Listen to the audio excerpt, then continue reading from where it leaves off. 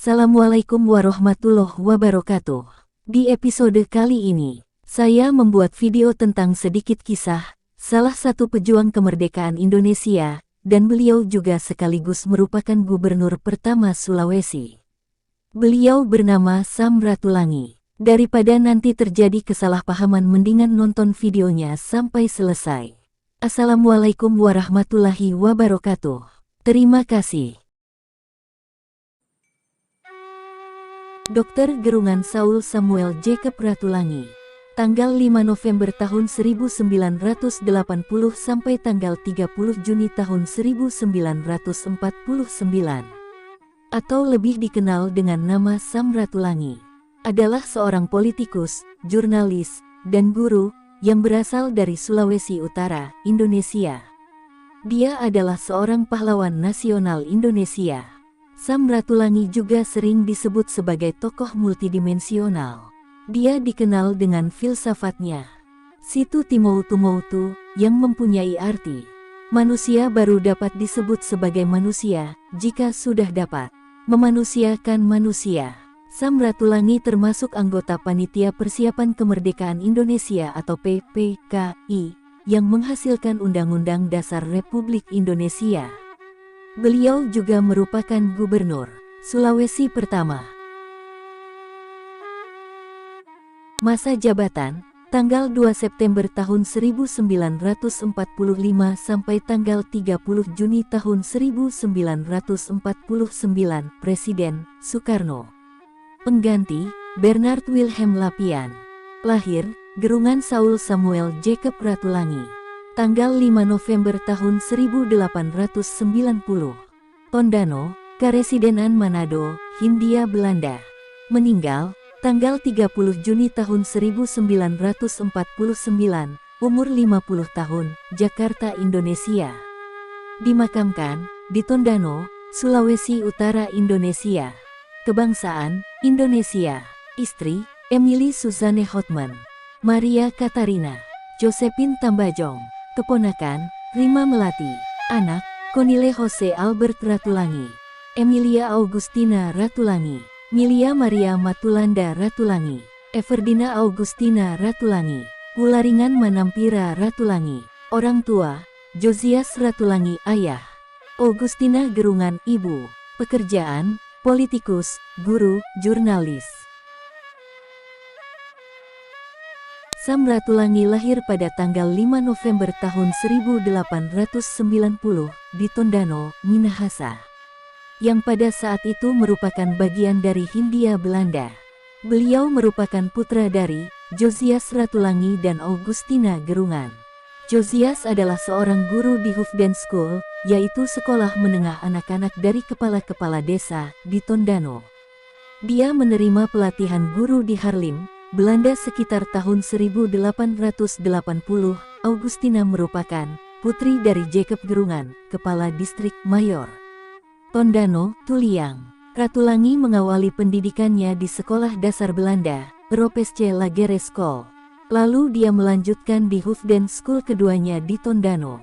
Pada tahun 1904, dia berangkat ke Jawa untuk masuk sekolah pendidikan Dr. Hindia Stovia. Setelah menerima beasiswa dari sekolah tersebut. Namun, sesampainya di Batavia, sekarang Jakarta, dia berubah pikiran dan memutuskan untuk belajar di Sekolah Menengah Teknik Koningin Wilhelmina. Ratulangi lulus pada tahun 1908 dan mulai bekerja di konstruksi rel kereta api di daerah Priangan Selatan, di Jawa Barat. Di sana dia mengalami perlakuan yang tidak adil dalam hal upah dan penginapan karyawan dibandingkan dengan karyawan Indo-Rasia. Pada tahun 1911, Ratulangi kembali ke Minahasa karena ibunya sakit parah. Ibunya meninggal pada tanggal 19 November tahun 1911 dan ayahnya sudah meninggal waktu dia berada di Jawa. Setelah kematian ibu mereka, Ratulangi dan kedua saudara perempuannya membagi warisan orang tua mereka. Ratulangi berencana menggunakan uang yang dia terima untuk membiayai pendidikannya di Eropa. Dia tiba di Amsterdam, pada tahun 1912 dan melanjutkan studinya yang dimulainya di Jawa, tetapi tidak selesai karena ibunya yang sakit.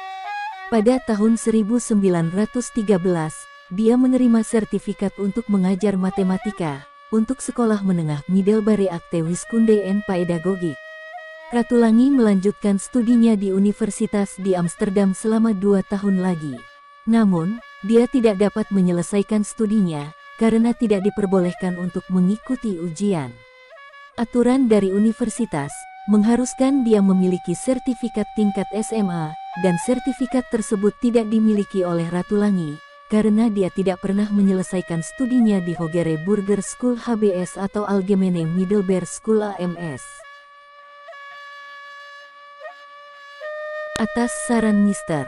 Abendanon, seorang Belanda yang bersimpati kepada orang-orang dari Indonesia yang disebut Hindia pada waktu itu, Ratulangi mendaftarkan diri dan diterima di Universitas Zurich di Swiss.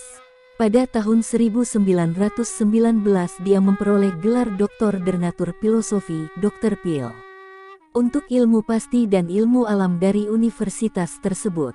Selama berada di Amsterdam, Ratulangi sering bertemu dengan Sosro Kartono, saudara Raden Ajeng Kartini, dan 3 pendiri nasional Indische Partij, yaitu Ernest Douwes Dekker, Cipto Mangunkusumo, dan Suwardi Suryadiningrat.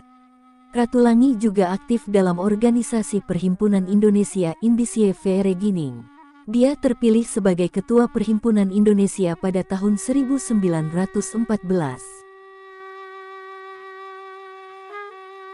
Pada masa kepemimpinannya, Ratulangi mengundang pembicara-pembicara yang bersimpati pada perjuangan Indonesia, seperti Konrad Theodor van Deventer dan Jacques Hendrik Abendanon. Di Swiss, dia aktif di Asosiasi Mahasiswa Asia Associations de Etudiants Asiatic, di mana dia bertemu Jawaharlal Nehru dari India. Ratulangi juga aktif dalam menulis artikel-artikel. Dalam satu artikelnya berjudul Sarekat Islam, yang diterbitkan di Onze Kolonin tahun 1913, Ratulangi menulis tentang pertumbuhan koperasi pedagang lokal Sarekat Islam, dan juga memuji gerakan Budi Utomo di Indonesia. Menjelang dari artikel tersebut Ratulangi menuliskan seperti ini. Sejarah tidak memiliki catatan tentang bangsa yang dijajah selamanya. Diharapkan bahwa pemisahan tak terelakkan Hindia dan Belanda akan berlangsung secara damai, yang seharusnya akan memungkinkan interaksi yang baik dari unsur-unsur budaya antara Hindia dan Belanda, yang telah terjalin selama berabad-abad dalam sejarah bisa dilanjutkan.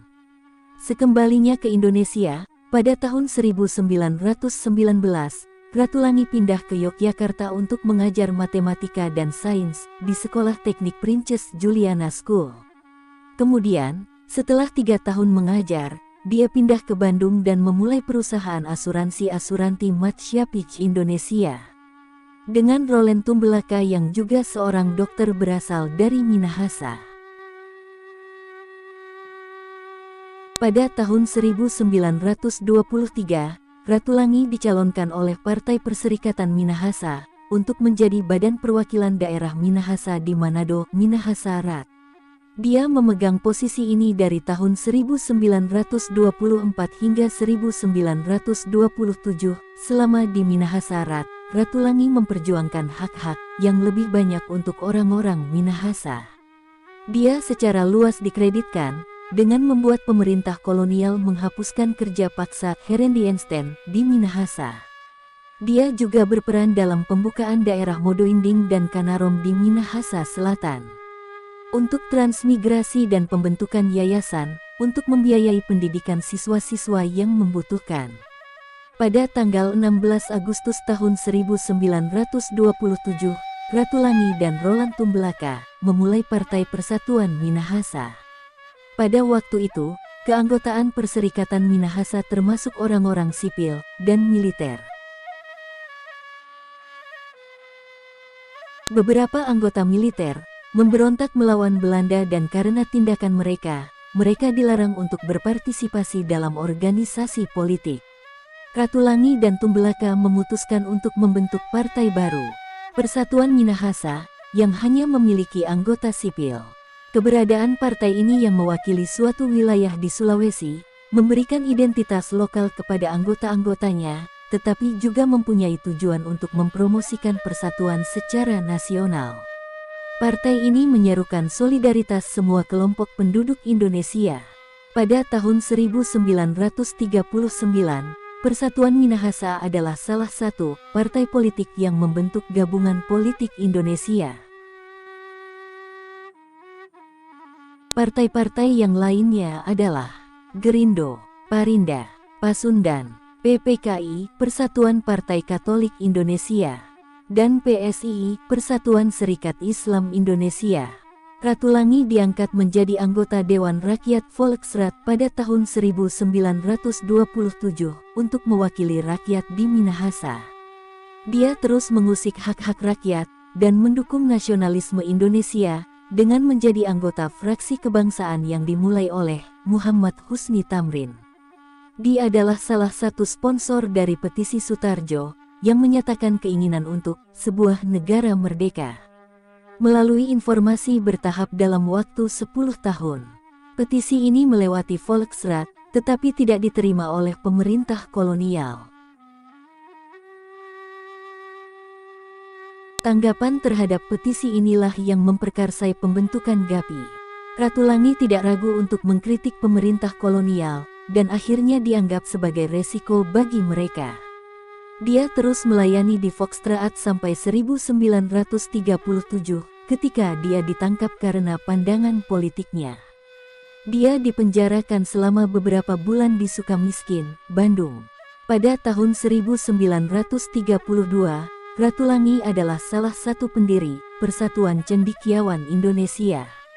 Dia juga termasuk dalam kelompok pemimpin gereja dan nasionalis yang menginginkan sebuah denominasi gereja yang bebas dan terpisah dari lembaga gereja resmi Hindia Belanda. Pada bulan Maret tahun 1933, Kerapatan Gereja Protestan Minahasa KGPM didirikan. Pada bulan Juni tahun 1937, buku Ratulangi, Indonesia in the Pacific diterbitkan.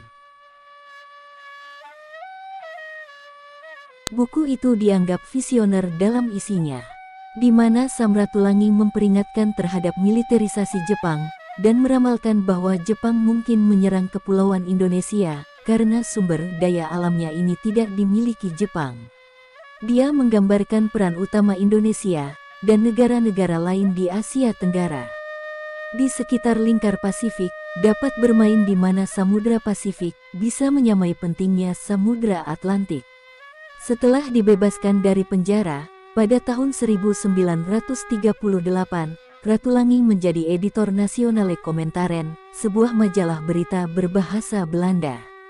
Dia menggunakan majalah ini untuk menulis pendapat-pendapat yang menentang tindakan tidak adil pemerintah kolonial, dan juga untuk membuat sesama orang Indonesia sadar akan keadaan pada saat itu.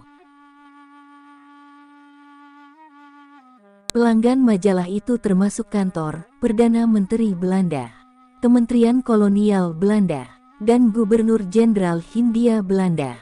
Setelah Belanda menyerah kepada Jepang, pada tanggal 20 Maret tahun 1942, pihak Jepang melarang segala jenis kegiatan politik di Indonesia.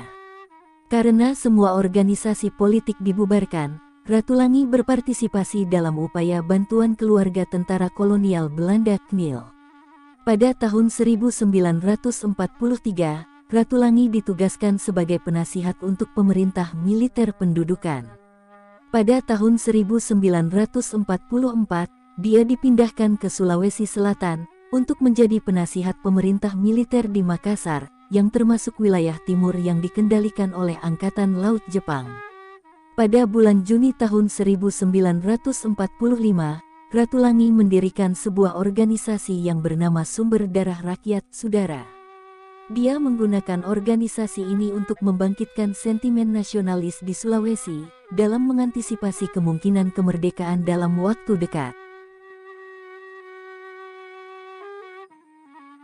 Pada awal Agustus tahun 1945, Ratulangi diangkat sebagai salah satu anggota Panitia Persiapan Kemerdekaan Indonesia (PPKI) mewakili Sulawesi.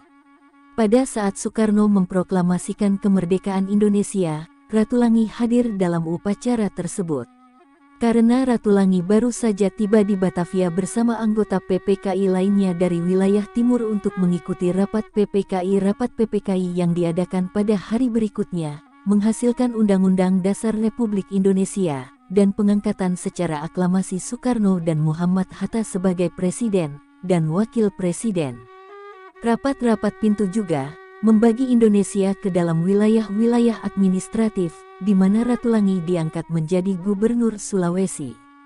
Setelah kembali ke Makassar, dan secara resmi mengumumkan proklamasi kemerdekaan, Ratulangi dihadapkan pada situasi yang sangat sulit. Jepang, pada awalnya belum siap menyerahkan senjata mereka. Pasukan sekutu di bawah pimpinan Brigadir Jenderal Australia Ivan Davitti tiba pada bulan September tahun 1945. Davitti ditunjuk sebagai gubernur militer oleh pimpinan sekutu. Kedatangannya mengikut sertakan unsur-unsur pemerintah sipil Hindia Belanda (NIKA) dan KNIL yang siap untuk mengambil alih daerah Hindia Belanda seperti sebelum perang. Dengan masuknya semua orang-orang asing tersebut, pemuda daerah Sulawesi bersiap untuk berjuang dengan segala cara untuk mempertahankan kemerdekaan Indonesia. Bersamaan dengan ini, Ratulangi menerima dukungan dari raja-raja adat, termasuk dari Kesultanan Bon dan Kedatuan Luwu, yang menyatakan dukungan kepada republik yang baru didirikan.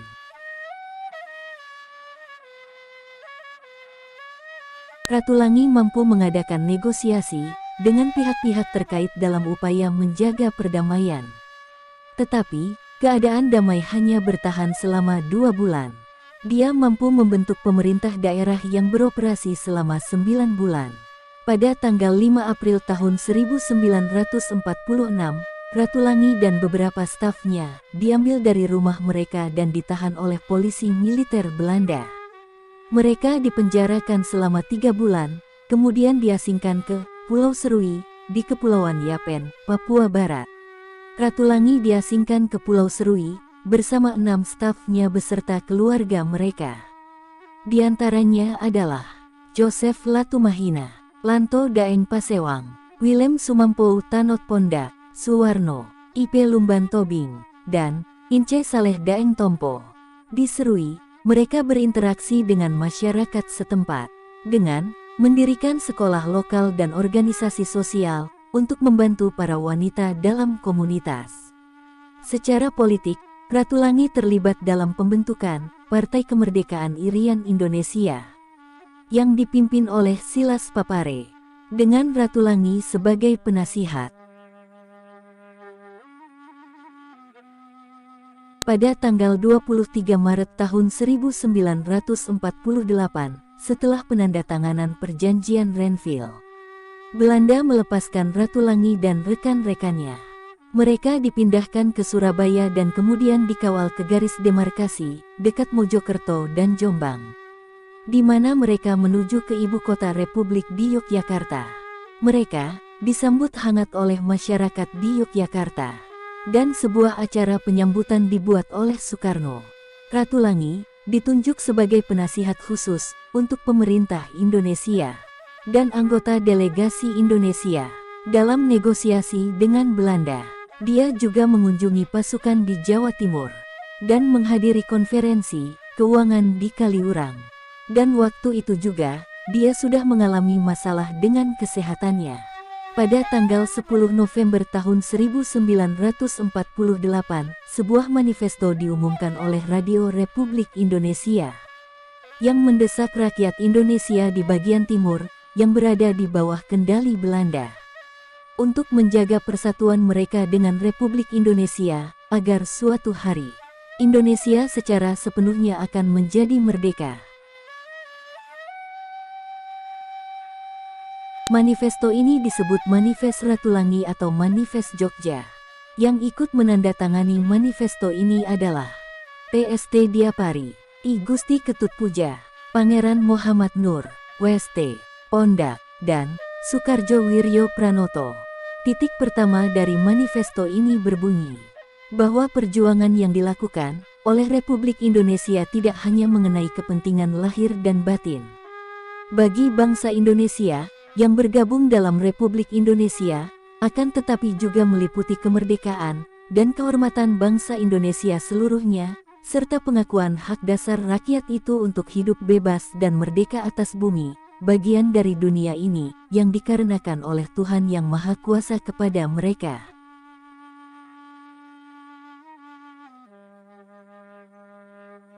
Pada waktu agresi militer Belanda II, Yogyakarta dikuasai oleh Belanda, dan para pemimpin Indonesia termasuk Soekarno dan Muhammad Hatta ditangkap dan diasingkan ke Bangka.